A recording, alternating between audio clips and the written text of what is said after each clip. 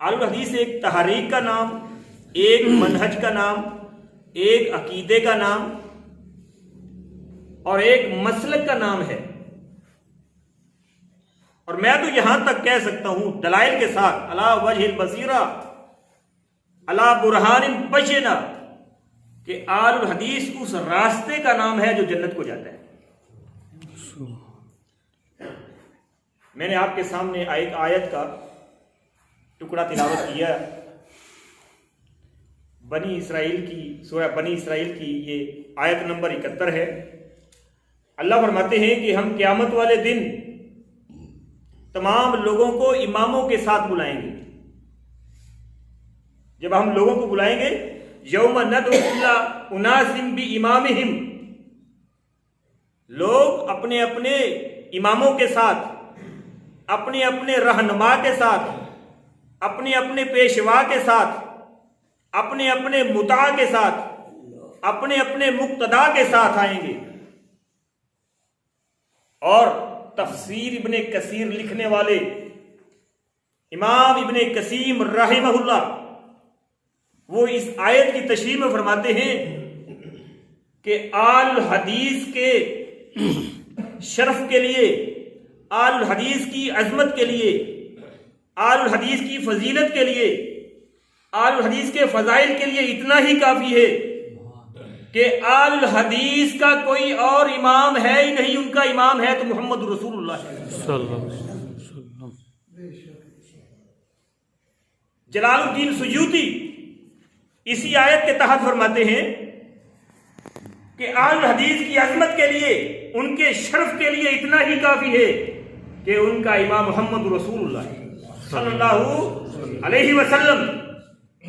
लोग आएंगे, कोई किसी सियासतदान के साथ आएगा, कोई किसी एमएनए के साथ आएगा, कोई किसी वजीर के साथ आएगा, कोई किसी मुशीर के साथ आएगा, कोई किसी सुल्तान के साथ आएगा, कोई किसी खलीफा के साथ आएगा, कोई किसी हुक्मरान के साथ आएगा, कोई इमाम अबू हनीफा के साथ आएगा, कोई इमाम शाफई के साथ आएगा, कोई इमाम अहमद बिन हंबल के साथ आएगा, कोई इमाम मालिक के साथ आएगा, कोई इमाम जाफर सादिक के साथ आएगा।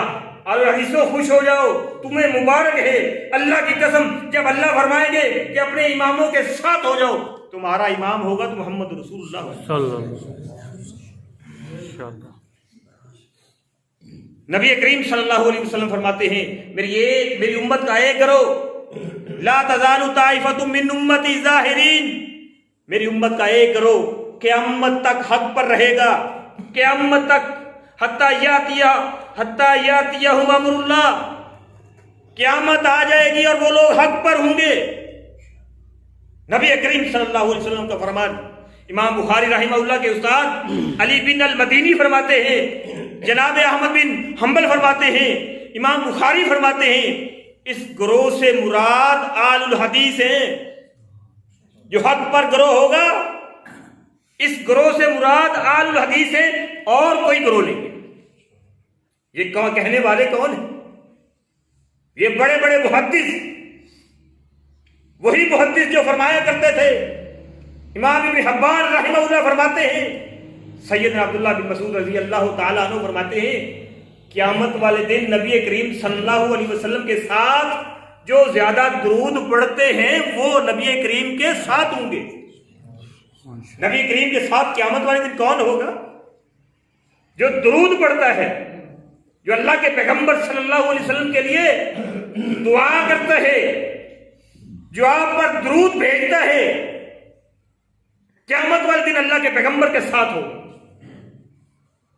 इमाम इब्न हिब्बान फरमाते हैं, नबी करीम सल्लल्लाहु अलैहि वसल्लम की इस हदीस से पता चलता है क़यामत वाले दिन नबी करीम सल्लल्लाहु अलैहि वसल्लम के ज्यादा करीब साथ होंगे, आलुल हदीस होंगे। कभी गौर किया है क्यों आलुल हदीस क्यों साथ होंगे? आलुल हदीस नबी करीम सल्लल्लाहु अलैहि वसल्लम के साथ क्यों होंगे? आज तो हम घबराते हैं, आज हम डरते हैं, हम कहते हैं आलुल हदीस ना चलवाओ। इस बात से हम खौफ खाते हैं, हम घबरा जाते हैं। मेरे भाइयों, आलुल हदीस कहलवाना मुहद्दिसीन का, इस पर इजमा है कि आलुल हदीस कहलवाना चाहिए। آل الحدیث محدثین نے اس لفظ کو اپنی کتابوں میں بارہا سینکڑوں بار استعمال کیے، سینکڑوں بار۔ امام احمد بن حنبل فرماتے ہیں رحمۃ اللہ علیہ، اصحاب الحدیث عندنا من یستعمل الحدیث، ہمارے نزدیک وہ بندہ آل الحدیث ہے جو اللہ کے پیغمبر صلی اللہ علیہ وسلم کے فرمان پہ عمل کرتا ہے۔ آل الحدیث کا تو یہی عقیدہ ہے نا، اہل حدیث کا تو یہی عقیدہ ہے۔ ہم کہتے ہیں کہ پیغمبر کی حدیث آ جائے، پیغمبر کی سنت آ جائے، پھر دنیا ادھر کی ادھر ہو سکتی ہے، سورج مشرق کو چھوڑ کے مغرب سے طلوع ہو سکتا ہے، لیکن آل الحدیث پیغمبر کی حدیث آنے کے بعد کسی امام کے قول کو نہیں پکڑ سکتا۔ دنیا میں اگر کسی کا عقیدہ ہے تو وہ صرف آل الحدیث کا عقیدہ ہے، کسی اور کا نہیں۔ نبی کریم صلی اللہ علیہ وسلم کی فرمانوں پہ مرنے والے، آقا سے محبت کرنے والے، تو امام شافعی کیا فرماتے ہیں؟ بہت بڑے امام، سب مانتے ہیں امام شافعی کا درجہ کیا ہے، امام شافعی کا مقام کیا ہے، سب مانتے ہیں۔ وہ فرمایا کرتے تھے کہ جب میں دیکھتا ہوں اذا رأیت رجلا من آل الحدیث، جب میں کسی آل حدیث کو دیکھتا ہوں نا، اب لوگ کہتے ہیں کہ آل حدیث تو امی کی پیداوار ہے، یہ چند سو سال یا چند سال پہلے کی پیداوار، ان کے لیے میرا جواب یہ ہے، امام شافعی کی بات سنیے، فرماتے ہیں اذا رأیت رجلا من اصحاب الحدیث، جب میں کسی اہل حدیث کا بندہ دیکھتا ہوں، میں کسی اہل حدیث کو دیکھتا ہوں، کأنی رأیت النبی صلی اللہ علیہ وسلم حیا، کہتا ہے مجھے لگتا ہے، امام شافعی فرماتے ہیں مجھے لگتا ہے میں نے پیغمبر کو زندہ دیکھ لیا، اہل حدیث کو دیکھتا ہوں لگتا ہے میں نے پیغمبر کو دیکھ لیا ہے۔ کبھی غور کیا اتنا شرف کیوں ہے، اتنی عظمت کیوں ہے، اتنی فضیلت کیوں ہے؟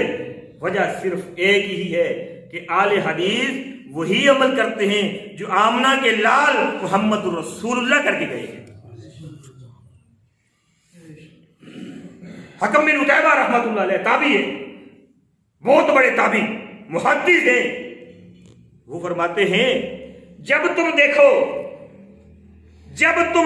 کہ کوئی آل حدیث سے محبت کر رہا ہے، کیا کر رہا ہے؟ آل حدیث سے محبت کر رہا ہے، سمجھ لو کہ وہ سنت پہ عمل کر رہا ہے، سمجھ لو کہ وہ سنت پہ عمل کر رہا ہے۔ اور اہل حدیث سے محبت کرنے والا مومن ہوتا ہے، مومن کے علاوہ کوئی محبت کر ہی نہیں سکتا۔ احمد بن سنان واسطی رحمۃ اللہ علیہ فرماتے ہیں کہ دنیا میں کوئی ایک بھی بدعتی ایسا نہیں ملے گا، دنیا میں کوئی بھی ایسا بدعتی نہیں ملے گا جو آل حدیث سے نفرت نہ کرتا ہو، بغض نہ کرتا ہو۔ آپ دیکھیں معاشرے کے اندر جائیں، لوگ آپ کو طرح طرح کے نام کیوں دیتے ہیں، جرم کیا ہے؟ ہم کہتے ہیں اطیعوا اللہ و اطیعوا الرسول، ہمارا ایک ہی اصول ہے، ہمارا ایک ہی منہج ہے، ہمارا ایک ہی عقیدہ ہے۔ ہم کہتے ہیں لوگوں اللہ اور اس کے رسول کی اطاعت کرو، باقی سب کچھ چھوڑ دو۔ یہ ایک ہمارا ایک عقیدہ، ایک منہج، اسی کی وجہ سے تانے بھی ہیں، اسی کی وجہ سے طنز بھی ہے، اسی کی وجہ سے طرح طرح کے جملے بھی کسے جاتے ہیں، اسی کی وجہ سے ہمیں گالیاں بھی دی جاتی ہیں۔ اب بتلائیے یہ کوئی جرم، ایسا جرم ہے کہ ہمیں تانے دیے جائیں، ہم پہ طنز کے وار کیے جائیں؟ اہل حدیث تو حق کی علامت ہے، اہل حدیث تو وہ عقیدے کی علامت ہے جو عقیدہ محمد رسول اللہ صلی اللہ علیہ وسلم اپنے اصحاب کو دے کر گئے تھے۔ وہ ایک بھی عقیدہ، اللہ کی قسم ایک بھی عقیدہ نظر نہیں آتا۔ ہمارے عمل کے اندر کمی ہو سکتی ہے، ہماری زبان میں سختی ہو سکتی ہے، ہمارے معاملات میں کوئی گڑبڑ فساد ہو سکتا ہے، ہمارے کاروبار میں گڑبڑ فساد ہو سکتا ہے، ہم کم تولنے والے بن سکتے ہیں، ہم کم ماپنے والے بن سکتے ہیں، ہماری زبانوں سے جھوٹ نکل سکتا ہے۔ اللہ کی قسم ہمارے عقیدے کے اندر نہ شرک آ سکتا ہے، نہ بدعت آ سکتی ہے۔ ایسا ہے کہ نہیں؟ ہم کہتے ہیں کوئی لاؤ ایک بھی ایسا لے کے ہو جو عقیدہ ہمارا قرآن و حدیث کے خلاف ہو، ہم نہیں ضد نہیں کریں گے، انا پہ نہیں رک جائیں گے، انا پہ نہیں آئیں گے، بلکہ اس کو بدل لیں گے، قرآن و حدیث کے مطابق بنا لیں گے۔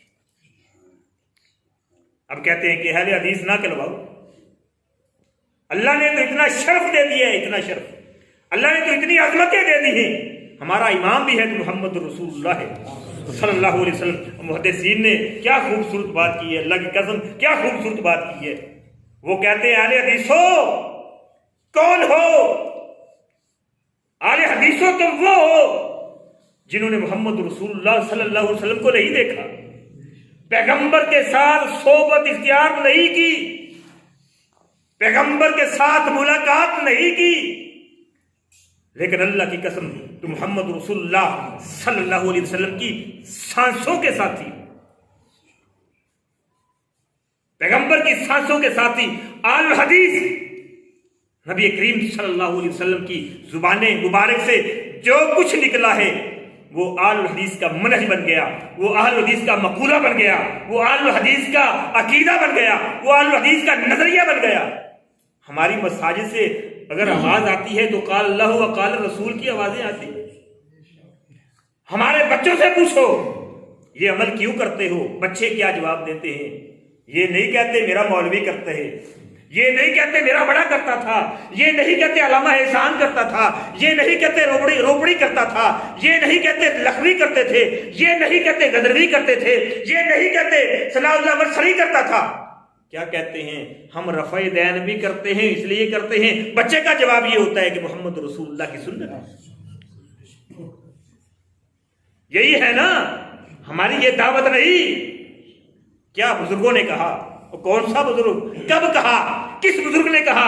کہاں لکھا ہوا؟ نہیں، آل حدیث بات کرے گا تو دلیل کے ساتھ بات کرے گا، ذمہ داری کے ساتھ، کمی بیشی تو ہو سکتی ہے لیکن ذمہ داری کے ساتھ بات کرے گا کہ یہ محمد رسول اللہ نے عمل کیا ہے، ہم اس لیے کرتے ہیں۔ یہی عقیدہ ہے نا کہ اس کے علاوہ کوئی اور عقیدہ رکھتے ہو تو ببانگے دہل یہ کہہ سکتے ہو کہ آل الحدیث حق پر ہیں۔